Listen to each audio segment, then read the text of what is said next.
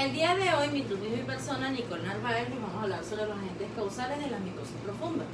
Pero primero debemos saber qué es una micosis sistémica. Estas son infecciones fúngicas cuya puerta de entrada es un órgano o un sitio profundo. Estas producen lesiones más allá de la membrana basal del epitelio, que estas pueden ser como el pulmón, el tubo digestivo o senos paranasales. Estas son micosis cuyo mecanismo de diseminación es por vía linfohemática, con afección uni o multiparenquimatosa. Agentes causales de las micosis profundas diseminadas. Las micosis sistémicas tienen la capacidad de diseminarse en forma hematógena para producir una infección generalizada, frecuentemente con afección cutánea secundaria. Existen dos variedades de micosis sistemáticas, las respiratorias endérmicas y las micosis oportunistas. En la práctica, debido a la tendencia de ambos grupos a desarrollarse en pacientes predispuestos, es difícil distinguir entre ambas y tienden a estudiarse en conjuntos. Las micosis respiratorias endérmicas, la paracocciomicosis, es una micosis sistemática granulomatosa de evolución progresiva aguda, subaguda o crónica causada por el hongo Paracocciomicosis brasiliensis, que es un hongo técnicamente disforme que ocasiona la paracocciomicosis. Está ocasionada por inhalación de conidio y también puede entrar por vía cutánea. La cocciomicosis producida por Cocciomicosis posadae. Son homos terrestres que prácticamente son idénticos en su fenotipo y causan cocciomicosis. La infección es endémica en regiones seminarias, frecuentemente definidas de Estados Unidos, América del Centro y en el sur. Rara vez hay diseminación, pero siempre grave y a veces mortal. Las micosis oportunistas, los hospedadores con defensas inmunitarias son susceptibles a muchos hongos de distribución amplia, los cuales están expuestos en personas sanas y por lo común residentes. En muchos casos se puede identificar el tipo del hongo y el curso natural de la micosis por el cuadro presidente y primario del hospedador, la cándida y el levadura seminales. Miembros de la flora bacteriana normal se tornan oportunistas endógenos. Las micosis, por otro lado, oportunistas son causadas por hongos exógenos, que en forma global viven en la tierra, en el agua y en el aire. Sigue en aumento la incidencia del número de especies de hongos que causan micosis graves en sujetos inmunodeprimidos. Buenas tardes, mi nombre es Valeria Ramírez y les vengo a hablar sobre la paracocciomicosis en sus antecedentes históricos. Como sabemos, la paracocciomicosis brasiliensis es un hongo que es térmicamente dimorfo. Ella ocasiona la paracocciomicosis. Tenemos que en sus antecedentes históricos, ella, al ser una enfermedad micótica sistémica, fue descubierta en Brasil por Adolio Lutz en el año 1908, describiendo las lesiones cutáneas y cultivando al hongo.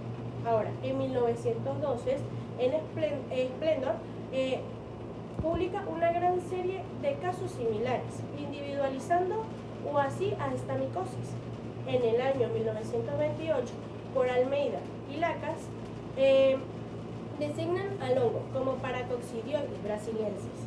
Dentro del cuadro clínico es adquirido por inhalación a nivel pulmonar, que afecta la piel y las mucosas oral, nasal y gastrointestinal. Muchas gracias.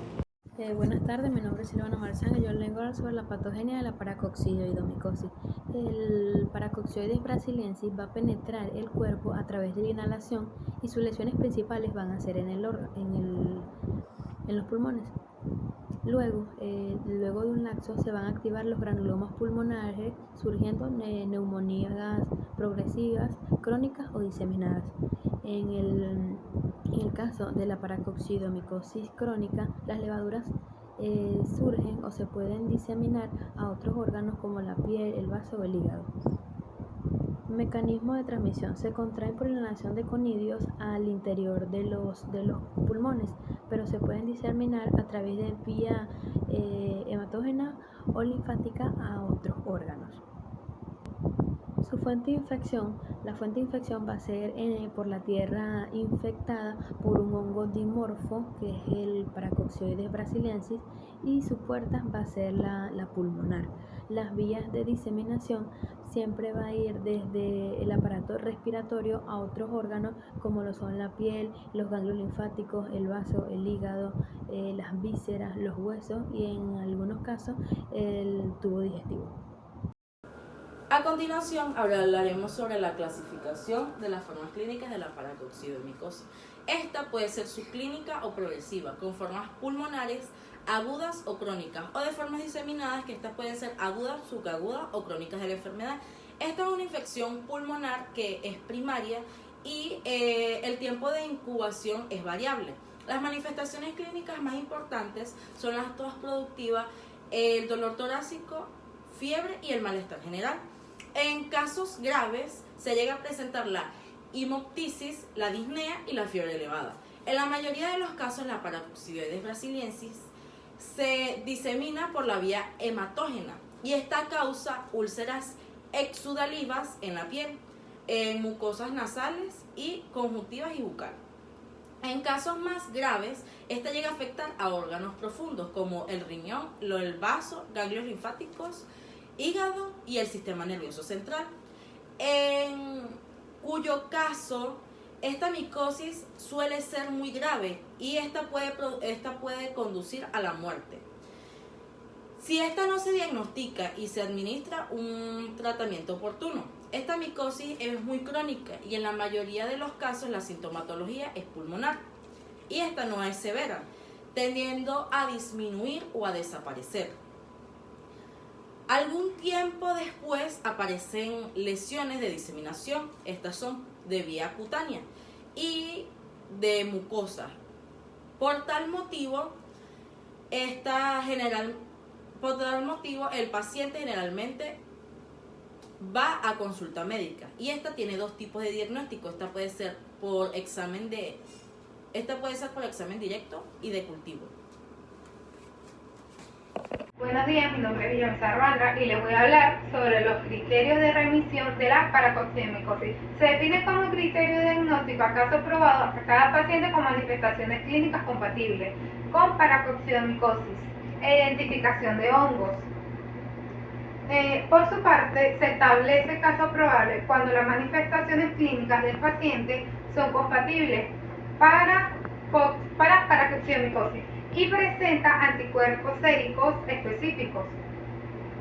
En estos casos pueden haber exposiciones previas al hongo, teniendo en cuenta antecedentes de residencia y viaje a una zona geográfica endémica o con contacto con comités de tierra o en vegetación procedente en dichas zonas.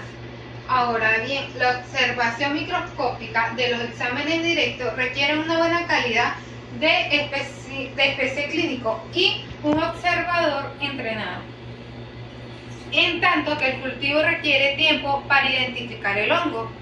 Ahora les hablaré sobre criterios de curación. Los criterios absolutos de curación son difíciles de establecer, por lo que algunos prefieren llamarlos curación aparente.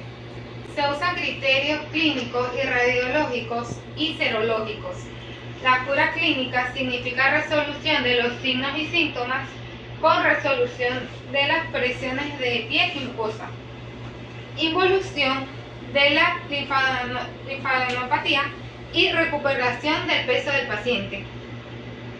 La cura micrológica es cuando hay pruebas de eliminación del agente positivo. Cuando el paciente cumple con esos criterios, debe ser seguidamente ambulatorio, cada 6 meses por el primer año, y posteriormente se le debe indicar que consulten cada caso cómo va.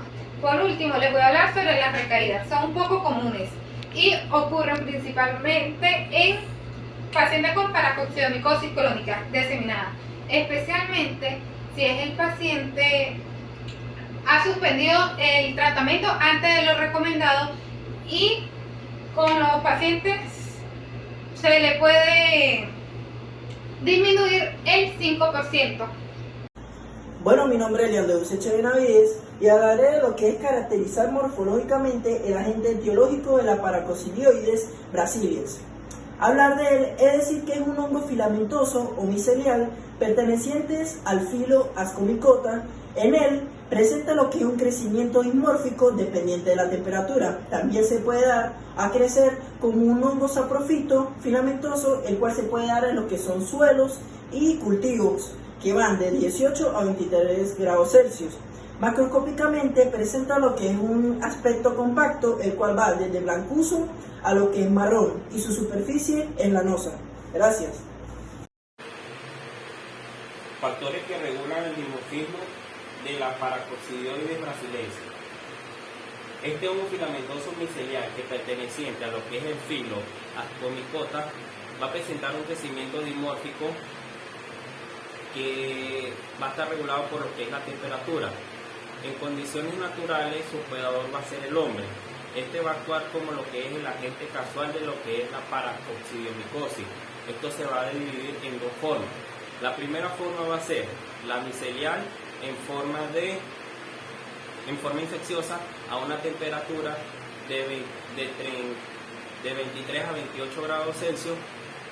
Esto va a presentar un aspecto o va a presentar una forma de hifas tabicadas y alinas con un tamaño de 1 a 3 micrómetros, y en forma macroscópica vamos a ver que estas colonias filamentosas van a aparecer tras de 20 a 30 días de incubación a 25 grados Celsius, y van a presentar una forma compacta de color blanco a marrón y con una superficie lanosa. Y la segunda forma vamos a conseguir que va a ser las levaduras que van a ser de forma diseminada a una temperatura de 35 a 37 grados Celsius, y se va a caracterizar por tener una forma ovalada o esférica de un tamaño de 10 a 60 micrómetros.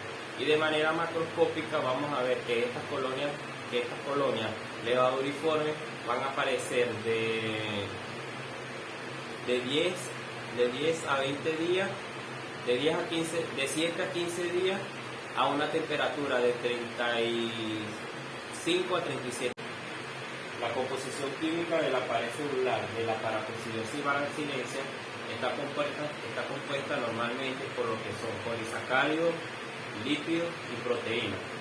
Las polisacáridos más comunes que vamos a conseguir en la pared celular de este hongo van a ser lo que es la quitina, que son los que le dan la fuerza estructural y rigidez a lo que es el hongo, y está también lo que es la glucana, que esta va a actuar más que todo como una reserva energética.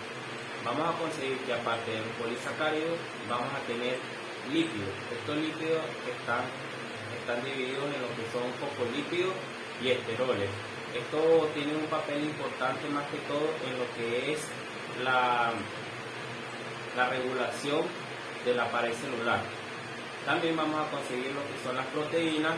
Estas proteínas van a actuar más que todo como la regulación de la pared celular, y también van a actuar en lo que es la adhesión a las paredes, y por último vamos a ver que van a actuar también en la interacción en el sistema inmunológico de la pared celular con respecto al hongo.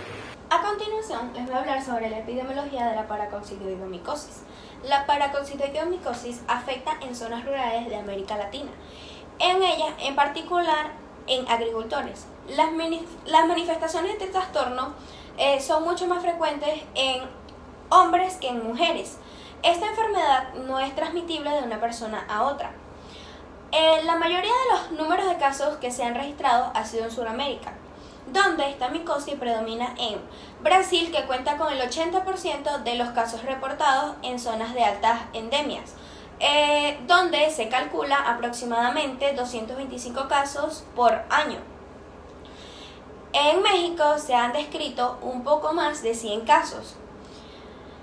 observándose con mayor frecuencia en los estados de Veracruz, Guerrero, Chiapas, Michoacán y San Luis Potosí. También se puede encontrar en Venezuela. Las áreas de mayor prevalencia de esta enfermedad las encontramos en los estados que atraviesan las cadenas montañosas, como lo es la cordillera de los Andes, en los macizos guayanés, la serranía de San Casimiro en el estado Falcón, y los estados donde se presentan con mayor frecuencia los casos. Estos son Aragua, Miranda, Carabobo, Distrito Federal, Monagas, Bolívar, Táchira, Lara, Trujillo y Portuguesa. Los casos suelen encontrarse cerca de bosques húmedos o en los sembradíos de tabaco, café, algodón y caña de azúcar. Los trabajadores de campo son los más propensos y son los que más presentan casos. Estos predominan en lo que es el sexo masculino, en una proporción que varía según su país. Es predominante en personas de 30 a 60 años. Los factores que favorecen esta enfermedad son la desnutrición, el tabaquismo y enfermedades de inmunodeficiencia. Muchas gracias.